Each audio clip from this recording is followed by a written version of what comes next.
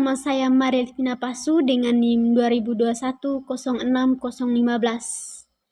Jadi di video kali ini saya akan menjelaskan tentang modul yang saya buat, dan video ini bertujuan untuk memenuhi nilai UTS mata kuliah perencanaan pembelajaran IPA.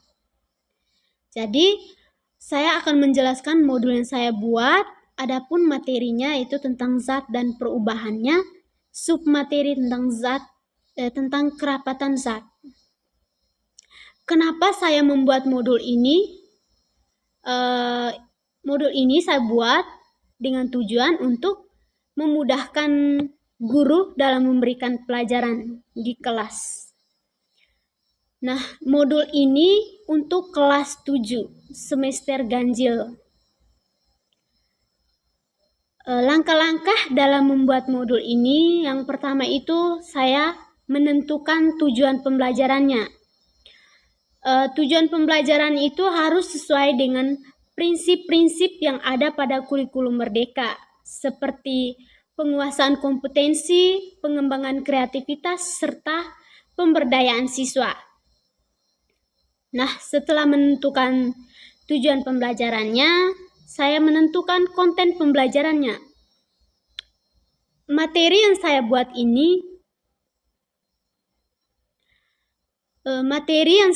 ini tentunya relevan dengan tujuan pembelajaran dan sesuai dengan kebutuhan siswa. Dan konten pembelajaran mencakup berbagai aspek yang juga ada di kehidupan sehari-hari siswa.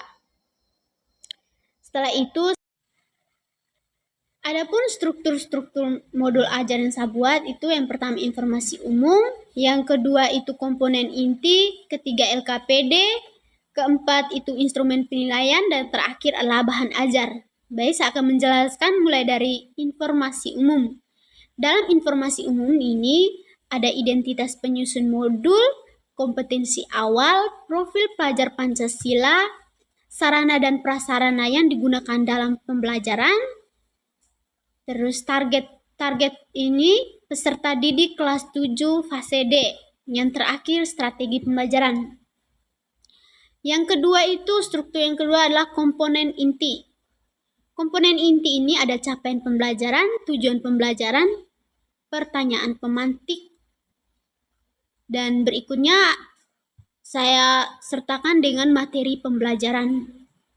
Di dalam materi pembelajaran ini ada link YouTube yang lebih memperjelas materi yang saya sampaikan nanti. Yang ketiga adalah struktur yang ketiga tentang lembar kerja peserta didik atau LKPD. Di dalam LKPD ini ada tujuan percobaan, alat dan bahan, prosedur, hasil percobaan, dan tentunya ada kesimpulan. Dan yang keempat itu ada instrumen penilaian. Ketika siswa melakukan praktikum, guru akan memberikan nilai sesuai dengan instrumen yang ada. Yang terakhir adalah bahan ajar. Bahan ajar yang dibuat itu sesuai dengan materi yang setelah saya pilih, yaitu tentang kerapatan zat. Nah, langkah-langkah yang buat modul itu yang berikutnya itu saya menggunakan pendekatan pembelajaran aktif.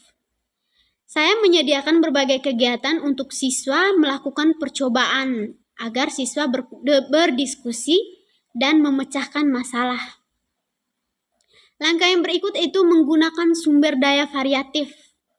Jangan lupa untuk menyertakan sumber daya variatif dalam modul ajar, misalnya teks, video, maupun audio.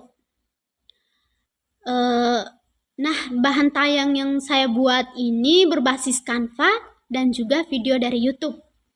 Hal ini membantu siswa untuk memahami materi karena kita tahu bahwa siswa itu memiliki gaya belajar yang berbeda-beda. Langkah yang keempat yaitu memberikan latihan dan penilaian. Tujuannya itu untuk mengevaluasi pemahaman dan penguasaan siswa terhadap materi. Terakhir, menyediakan umpan balik. Nah, dalam modul ini saya menyediakan pertanyaan pemantik. Ini bertujuan untuk memberikan umpan balik kepada siswa. Sekian saja penjelasan saya mengenai modul yang saya buat. Semoga bermanfaat. Terima kasih.